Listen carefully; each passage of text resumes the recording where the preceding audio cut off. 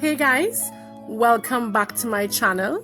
So I have another client tutorial for you guys today, and this client is actually a former bride of mine, and when she contacted me to get her makeup done for an event she was having at home, I thought why not film it and share with you guys.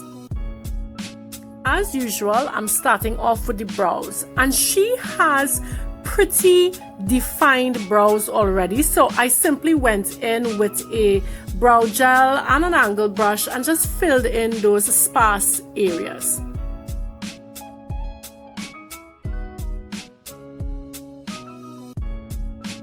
A small amount did exactly what I needed, and then I went in with a concealer and just cleaned up the base of those brows. That concealer would have performed double duty for me because I also used it to cover the slight discoloration on her eyes and use that as a base for my eyeshadow. Once I used that concealer and covered all the discoloration or slight darkness on her eyelids, it was time for me to go in with eyeshadow.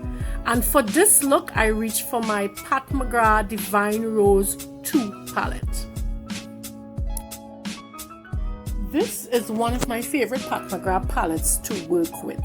You can get from a very soft to a very intense look with this palette. And while this client typically goes for a very soft look, today I wanted something a little bit more on the eyes, a little bit more glam than what she's accustomed to. So first off, I went in with one of the transition shades in the palette and I diffused that using a blending brush.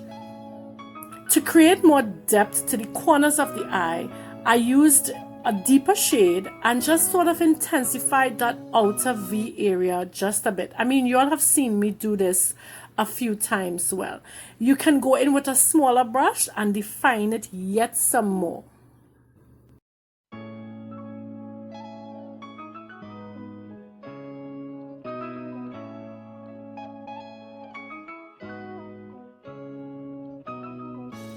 For me, the most crucial part of an eyeshadow look is the blending, and that's why you'll constantly see me going back and forth between the shades and between the brushes I'm using, and I'm going to softly blend out the edges so that there's no line of demarcation and you can't see a major difference or a shift from where you had one color into the other.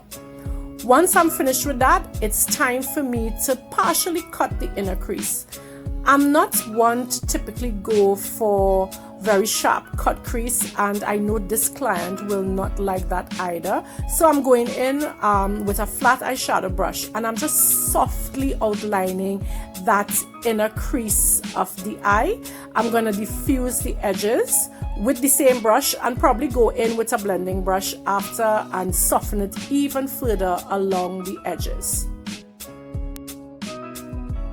Once I've diffused the outer edges to my liking, now it's time for me to go in with whatever lid shade I chose. And of course I used, I think it was the Champagne Gold from that palette. And I'm simply going to press that eyeshadow using a flat eyeshadow brush onto the base. And the base I used here was the Louise base in number 2, I believe it was. Yes, the Louise base in number 2. And I'm going in and just patting that eyeshadow onto the base.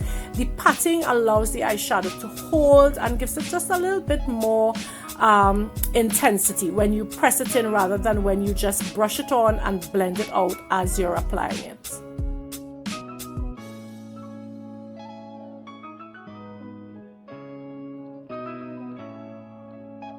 Again, it's important to diffuse the edges so that you don't see clear lines of demarcation. I'm going back in with a little bit of that shade that I would have used on her outer corner, and I'm just running that along the outer 2/3 or so of the lash line and a little bit into the crease.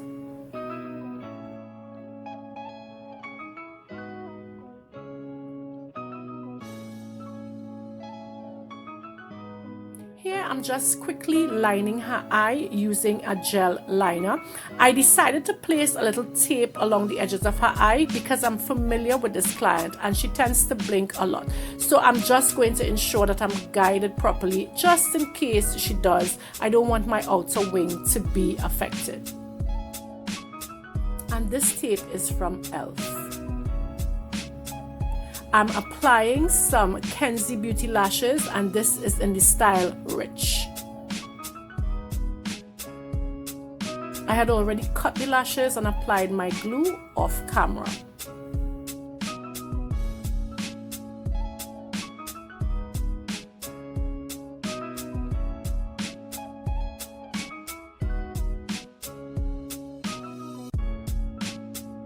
Here you'll see me take a black eyeshadow. I tend to use the Urban Decay black eyeshadow. I use that with a defined brush, a small defined brush, and I will go in and run that just along the top of the lash line where I would have placed the eyeliner, sort of diffusing that line that I would have gotten with the gel liner. I'm not into the sharp lines these days, so I'm just diffusing that. And I'm also placing a little bit more black in her crease to make the outer corners just a little bit more than she's accustomed to, a little bit more dramatic for her. It may not be dramatic for some of us, but it's a little bit more than what she is accustomed to. Now it's time to clean up the fallout from that shadow under the eyes. And I'm going to go in with a very small flat brush and apply a slight highlight shade under her brow bone. You'll notice I'm not running this along the entire brow bone, just in that arch area and down to the tail.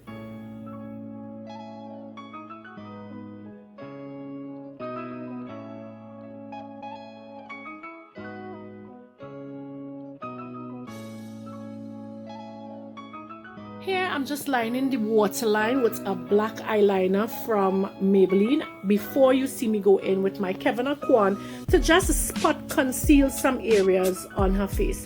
I'm using a small concealer brush and I'm just gonna spot conceal one or two little areas on her face and diffuse it out with my fingers. Once that's done, it's time for me to go in with my foundations, and for today I'm using MAC and Revlon Colorstay foundations. I mixed the two shades so that I can get a perfect match for her. One was a little bit too yellow, so I toned it down with the other. And once mixed, I'm going in with my Real Techniques Instapop cheek brush. I know there's an Instapop face brush, but I prefer the Instapop cheek brush because it's a lot smaller. Just so you know, her skin would have been prepped before time. I just didn't catch that on camera. I would have prepped her skin with a hydrating primer because she typically has very dry skin. When a client has skin that's on the drier side, I want to typically go in with a really good moisturizer as well as a hydrating primer to ensure that the foundation isn't clinging on to dry patches on the skin, because that just doesn't make for an attractive look. It's important to take your time and blend out your foundation evenly. Here you'll see me go in with the L'Oreal Infallible Fullwear Concealer for under her eyes and the other high points of her face. I'm first going to apply the shade just directly under the eyes, and then I'm going to just blend that out using my brush. It's a Real Techniques brush that I use to blend out under the eyes. It's like a mini foundation brush with a flat top. I love this brush for blending out concealer under the eyes. Once I think I've had that blended out enough, I'm going to go in with a second shade of that concealer, one that's a little bit brighter, and apply that just to the inner corners of her eye and the high points of her face, like the forehead, the center of the nose, and the chin.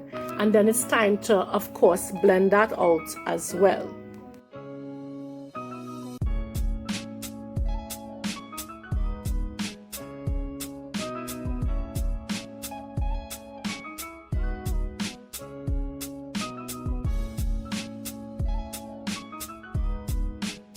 Once that concealer has been blended, it's time for me to set it. And I'm using my L'Oreal Infallible Loose Setting Powder in translucent shade.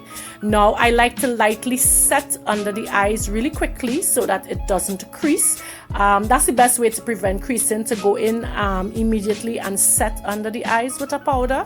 And then I'm going to place a little bit more powder. Once I've set, I'm placing a little bit more sort of to bake. I don't particularly like baking, especially with a client who has dry skin, but I am going to add just a little bit more product under the eye for some insurance there. All right, once that's been done, I go back with a brush and I typically dust that off. I would leave what's on the chin, what's down the center of the nose, and what's on her forehead to just hold a bit while I'm bronzing. And to bronze her face, I'm actually using the Maybelline Superstay Pro Powder Foundation in the shade 355 Coconut. This has to be one of my favorite powders for sort of bronzing up the face. And I'm just using same brush I think I used for under her eyes.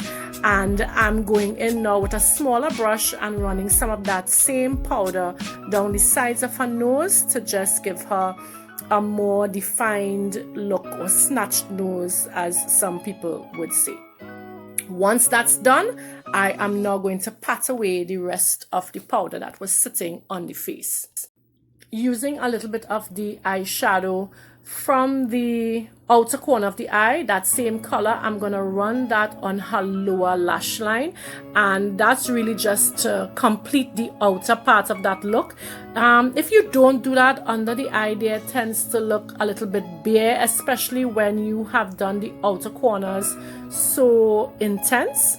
So you want to go in and add that at the bottom.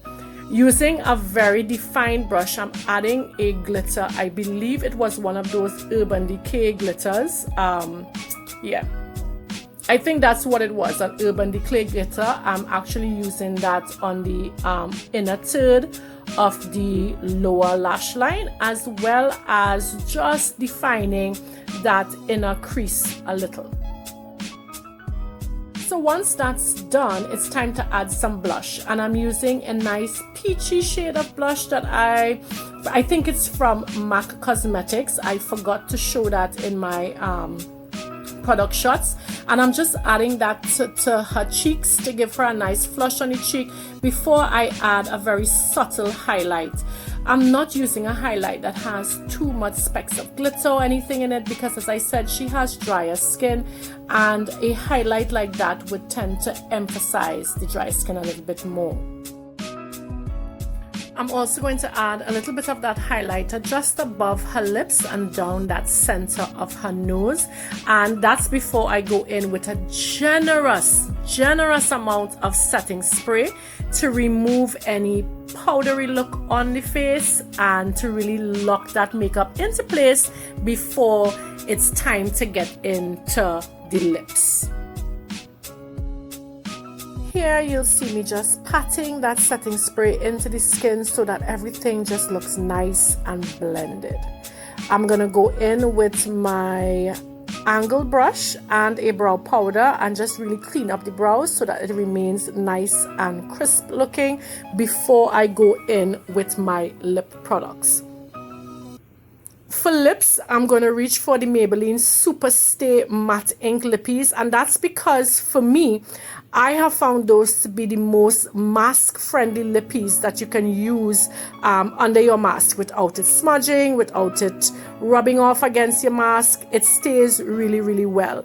I went in with 2 shades. I'll try to remember to list them. One was a slightly deeper, and I used that to line and define the outer side of the lip, the outer parts of the lip, that is, before I go in with a lighter shade on the inner part of the lip. And this, guys, is how I leave you all. Thank you so much for watching. Don't forget to like, share, comment, and subscribe. And I'll see you guys in the next video. Thanks again. Till next time. Bye.